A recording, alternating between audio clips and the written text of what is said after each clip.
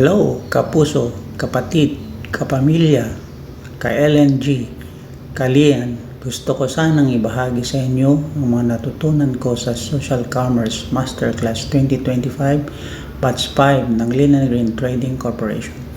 Natutunan ko na ang social commerce ay higit pa sa simpleng pagbebenta online. Ito ay tungkol sa tamang engagement, value-based marketing, pagbuo ng tiwala sa customers. Kailangan natin ng consistency, authenticity, at willingness na hindi lang produkto ang binebenta natin, kundi ang kwento at halaga nito sa buhay ng ating customers.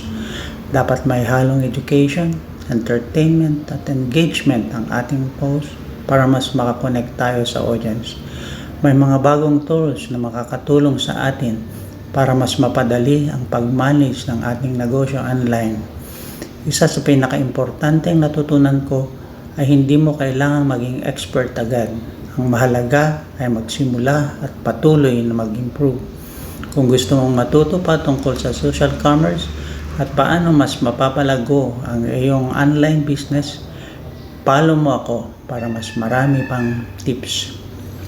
Salamat sa Linen Green Trading Corporation sa pagbibigay ng ganitong oportunidad.